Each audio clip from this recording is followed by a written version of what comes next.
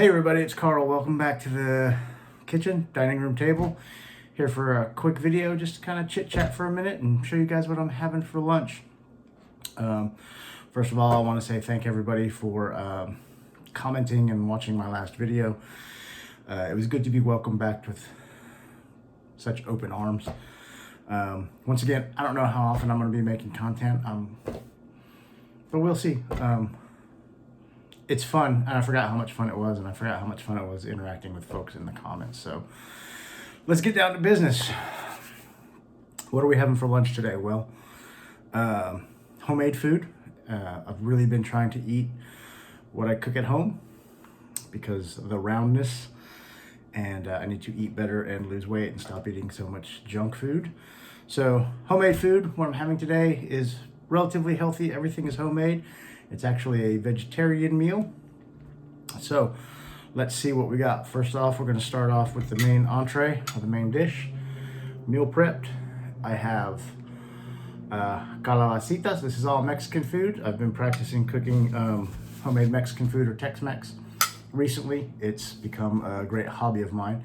Reminds me of the food that my mom used to make when I was growing up.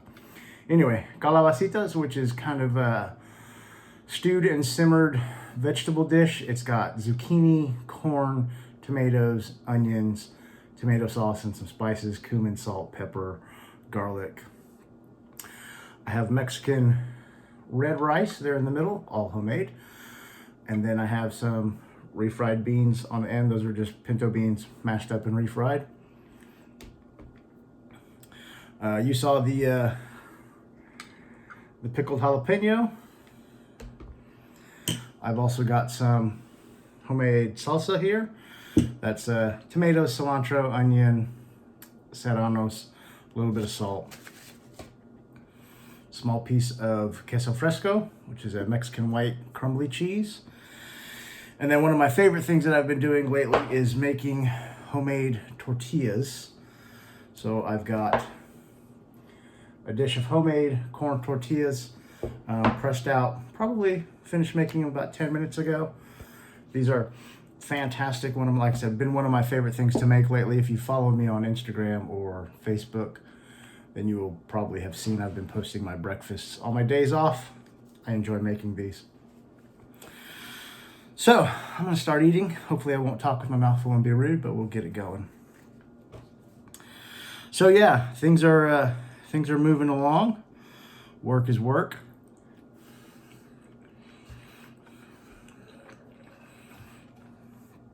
My retirement plan has been delayed.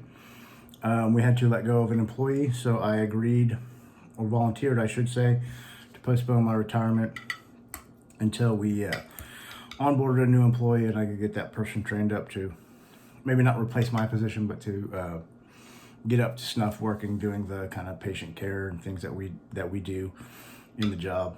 So hopefully 4 to 6 months, we should have somebody hopefully hired by the end of September, beginning of October. And then, like I said, 4 to 6 months from them, depending on how long it takes to get them trained up. Well, beans and rice.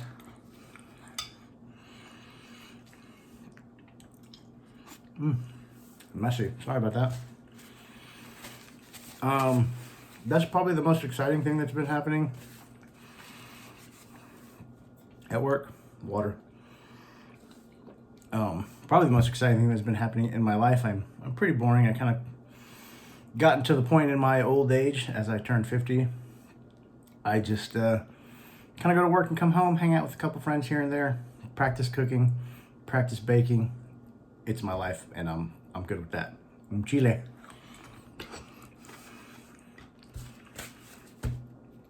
One of the other things that, if you're following me on Instagram or Facebook, you may have noticed I've been kind of posting in Spanish. If you guys have been following the channel for a while, you know that I have always wanted to improve my Spanish skills. So I've been kind of practicing Spanish. I think as I get closer to retirement, I'm gonna take it a little bit more seriously. Maybe that way when I retire, I can do a little traveling down to Mexico or whatever. But I want to become more fluent than I am right now.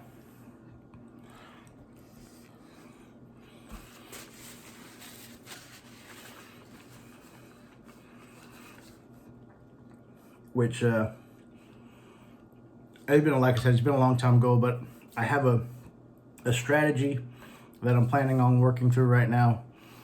I've watched a ton of YouTube videos. I think I have a plan that will hopefully help me.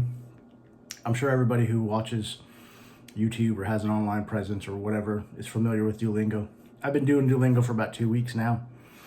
And I know that's not gonna like teach me Spanish to be fluent, but it's a good practice. It makes learning fun. And so that's one of the tools. The other tool is I found a pretty good deal on Rosetta Stone. So I went ahead and purchased the entire package for that. So I own it outright. I have access to like 24 languages. I'm going to start doing that every day to help with like vocabulary and pronunciation and things like that. I've also started doing or practicing a method, or I plan on practicing a method called comprehensible input. It's basically like immersion. Essentially what you do is watch some videos. There's a website called Dreaming Spanish.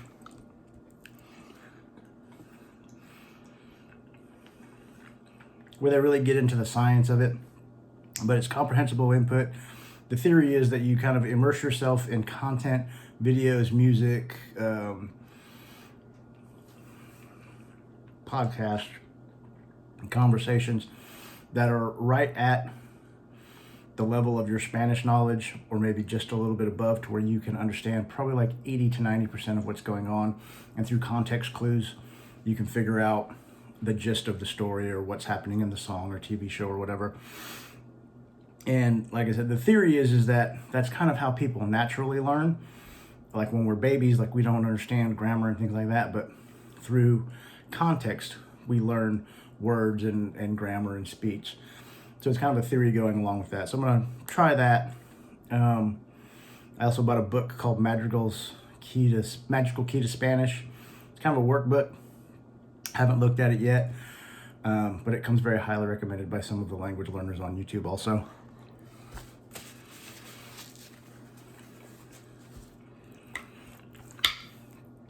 So that's kind of my multi-pronged approach to try and get better at Spanish. I have friends and family who are relatively fluent. If I was a little more social, I would probably spend more time talking to them, but I'm pretty much a hermit. So probably not. I'm not gonna say I'm probably not. I'm going to try and talk to them more often to practice Spanish. Can I tell you, not to brag on myself, but this meal is pretty dang tasty. So that's probably kind of one of the biggest things that will be working on here in the near future as I get ready to retire, is just improving my Spanish skills. It's always been something I wanted to do. I am rudimentally fluent in Spanish, so a little bit of background with my Spanish history, if you haven't heard it yet. Jeez.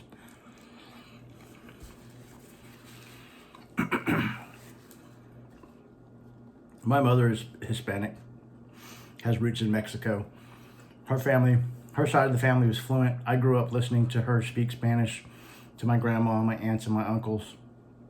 And I have an ear for it. Like I said, I know a lot of words. I can understand a fair amount, but she never wanted to teach us how to speak Spanish, because she always said, I want you to learn proper Spanish, not Tex-Mex or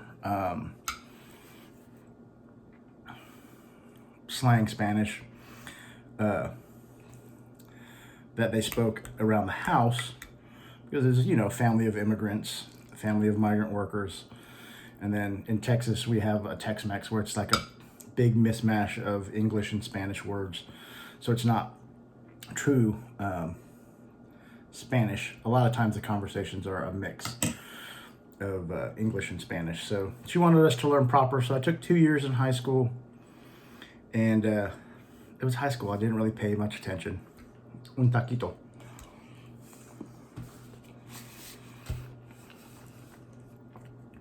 So I was good enough just to pass the class, and in high school it's all grammar and verb conjugation and all that kind of stuff. Not a lot of speaking.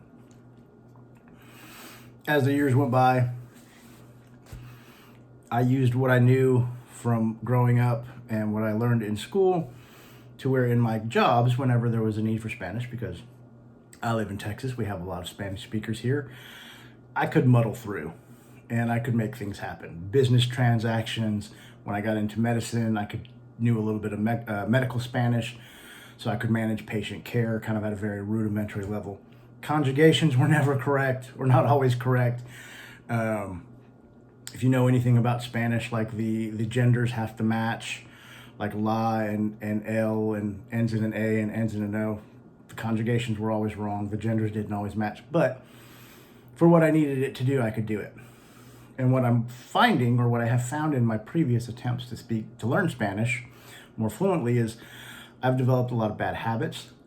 And so that makes it very difficult for me to learn to break those habits. So it's going to be a struggle for sure.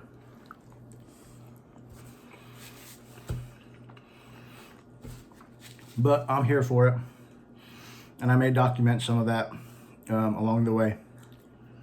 It'd be a good excuse to kind of make more content and maybe practice speaking. And hey, if there's any of you guys who are fluent in Spanish, you want to, chit chat in the comments or whatever, man, I'm down for it. I need all the practice I can get. I want all the practice I can get. So that may be it. What else can I say? That's pretty much it. I'll have a shave video coming up. I'm planning on doing a shave video coming up. I gotta get ready for work tomorrow. So that should post in the next day or so also.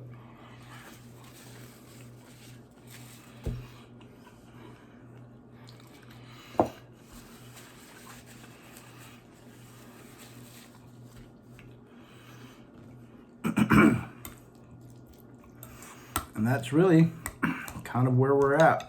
Nothing, like I said, nothing really exciting. My life is pretty boring. What can I tell you? I may try in my next shave. I may try and use a shavette. It's been probably close to a year. We'll see if I can get at least one pass done without cutting my face off. Because I definitely can't go to work all cut up and bloody. But I want to give that a try. We'll see also how these old hands are going to manage. My carpal tunnel has gotten worse over the years. So kind of that repetitive stuff is hard on me sometimes.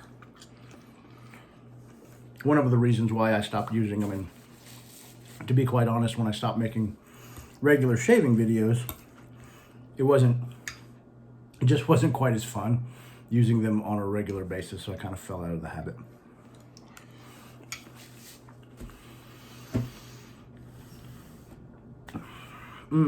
This is all very delicious.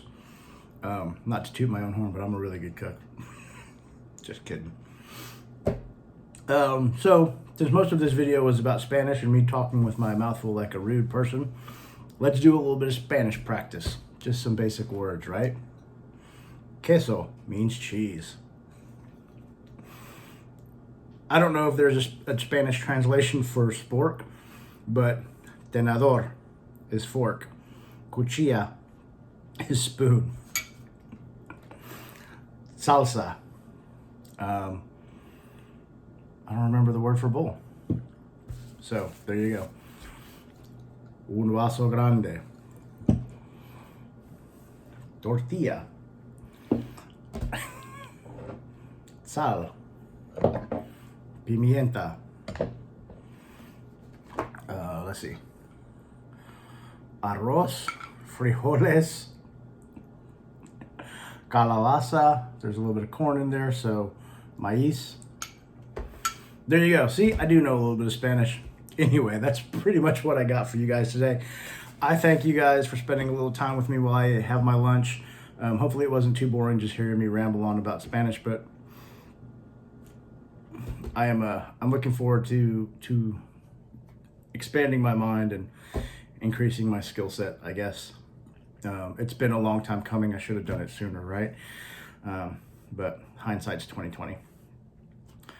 Anyway, thanks a lot. I'm going to finish my lunch and get on with the rest of my day. I hope you guys have a great day. God bless. We'll see you in the next video.